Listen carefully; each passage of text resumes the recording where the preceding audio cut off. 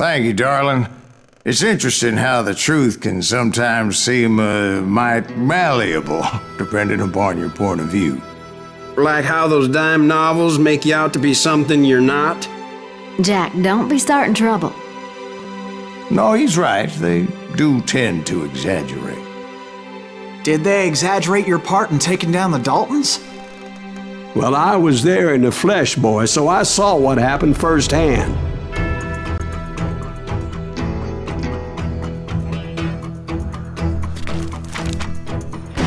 Those Daltons were lawmen once, before they all went bad, robbing banks and trains clear across the territory. Until Coffeeville, of course. I was one of the citizens who took up arms that day. Fighting on the side of the right? I did my best, sir. We all did.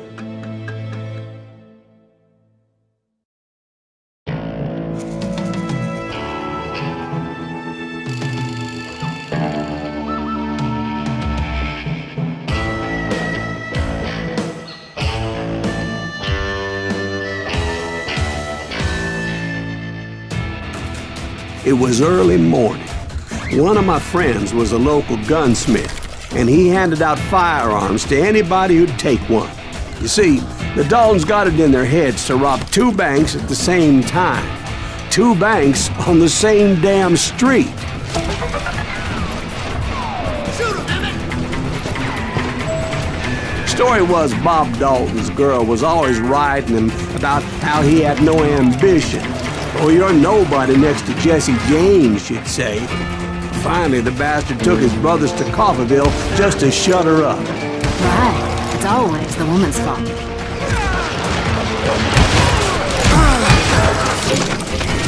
Well, the locals recognized the Daltons right off. Before they could get away, half the town took up arms to defend their property. Their first mistake was pulling a job in their own damn hometown. The boys grew up in Coffeeville, so everybody knew them. The bank teller tricked them, telling them the time lock on the safe wouldn't open till 9:30. Well, that gave the locals enough time to prepare an ambush for those sons of bitches. Hey, we got us a hero. Put some holes in him!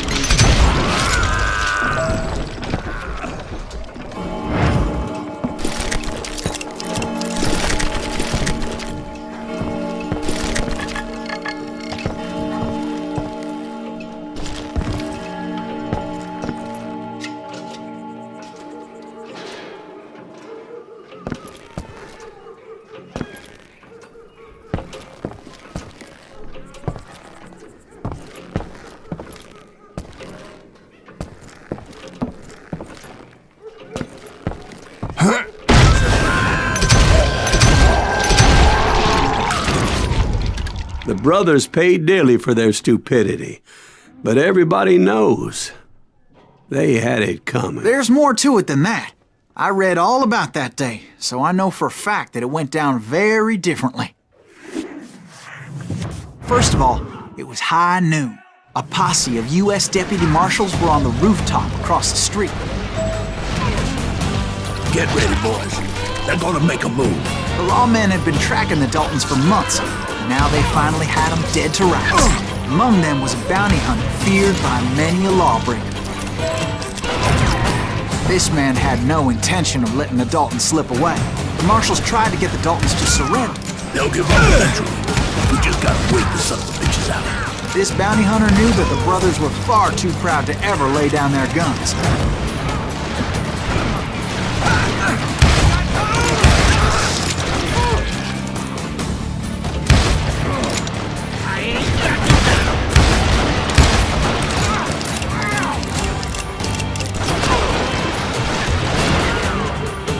He went in there alone to confront those criminals. One of the marshals shouted, "Where are you going? Are you crazy?" Hey, where do you think you're going, dumbass? That rifle's mine. But he paid him no mind. He saw a way to get around to the back of the bank.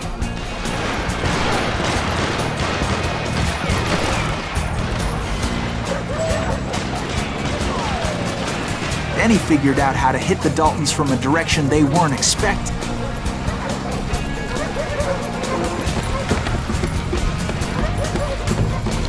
above. Fortunately, a water tower was right there.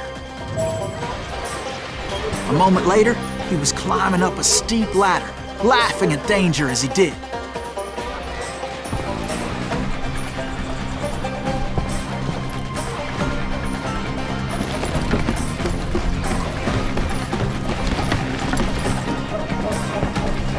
It was brave men like him who risked their lives to tame this wild country.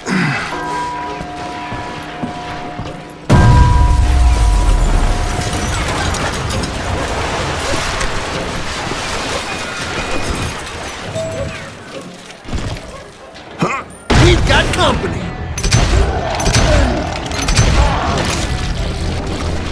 Heroic men like him, who did what other men couldn't or wouldn't to make this country free.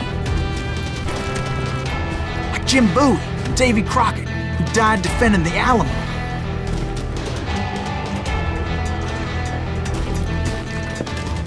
Is that Silas Greaves? Son of a bitch!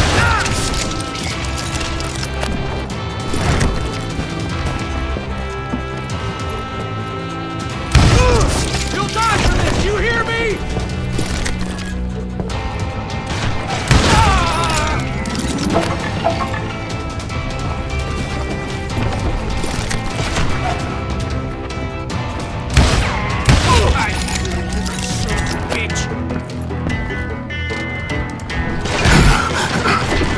You just met your match.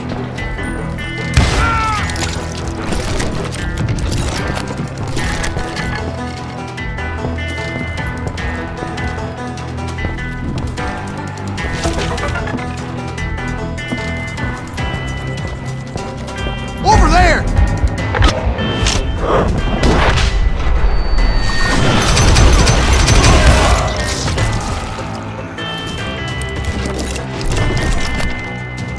That's Silas Greaves! What the hell? Blam! Blam! He came away victorious, taking down those thieving Daltons.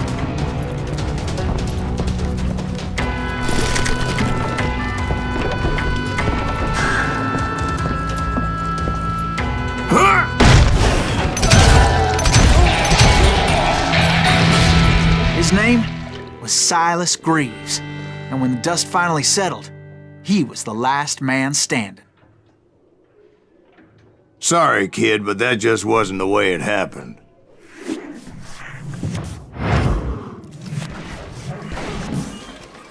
It was early evening, not high noon.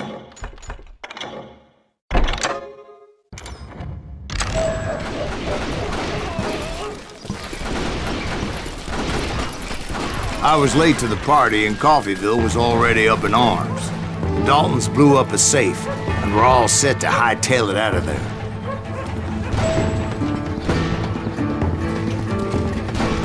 Those pathetic deputies surrounding the bank were dropping like flies.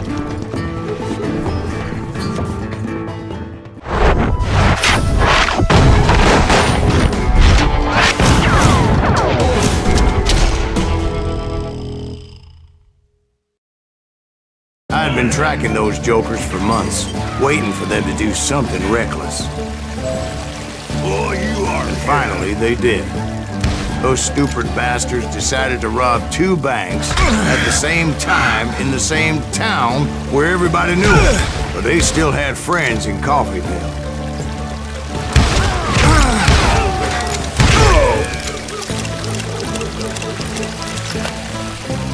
Shoot, I dare you. You gonna need a cab? Oh, damn, this is too good for face me, you coward! Now you're in trouble.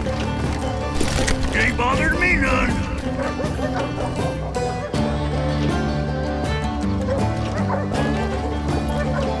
You can't get me.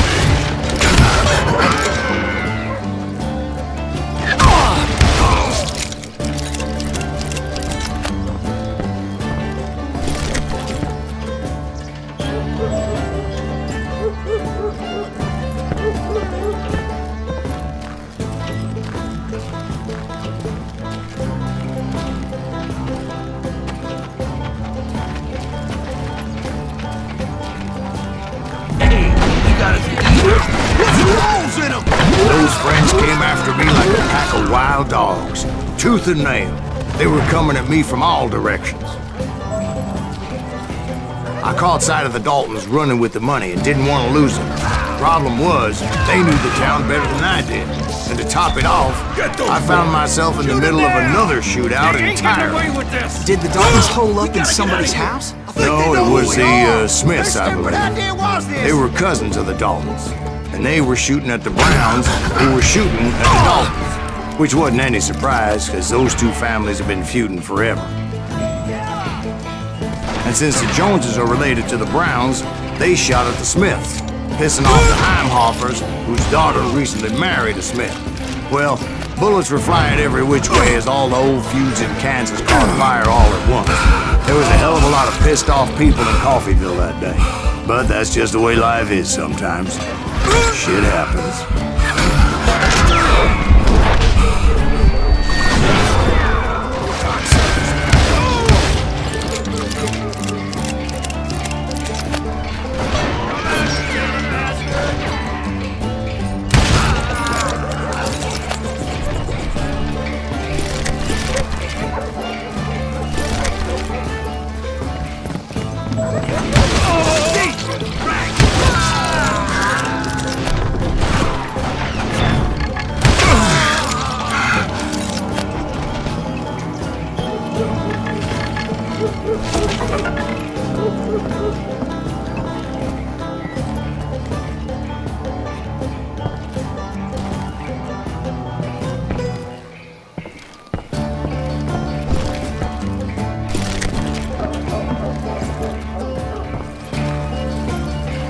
The Dalton boys knew I would never give up.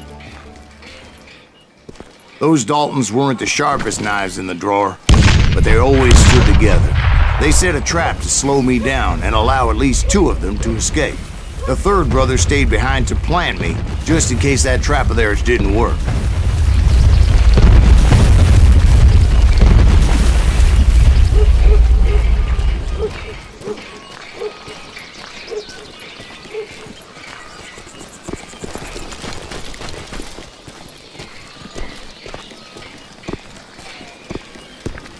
It was Emmett, the youngest, and he decided to stand his ground and face me down.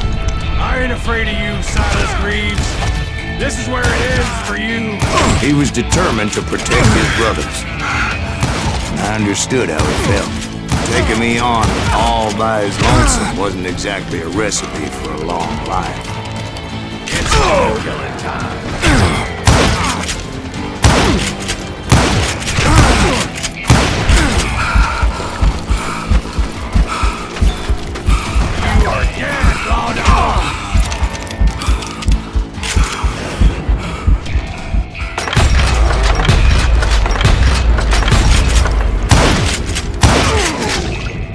But Emmett Dalton survived the robbery in Coffeyville. He's the only Dalton who did. They say he was shot 23 times. Well, Dwight, who do you think put all those damn holes in him? But I have to admit, that boy had grit.